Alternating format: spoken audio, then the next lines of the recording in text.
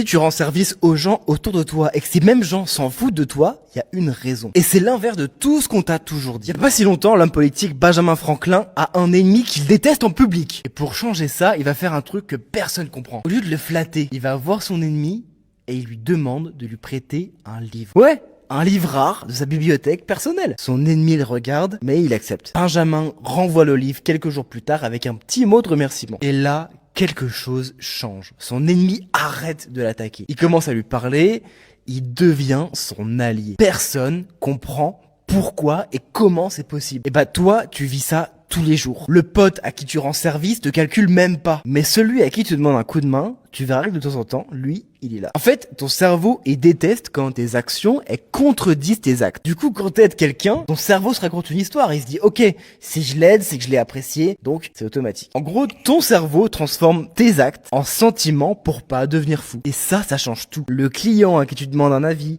l'ennemi à qui tu demandes un livre, le rival à qui tu demandes un petit conseil, ils deviennent tous tes alliés. Pas parce que t'es sympa, pas parce que tu les flattes, parce que tu leur as demandé quelque chose. On n'aide pas les gens qu'on aime, on aime les gens qu'on aide. Alors moi j'ai écrit, tourné, monté cette vidéo pour t'aider toi. Donc maintenant, quelque part, j'ai plus d'affection pour toi. Et si on t'a envoyé cette vidéo, cette personne t'aime un peu plus. Et si tu veux arrêter de détester, tu peux t'abonner.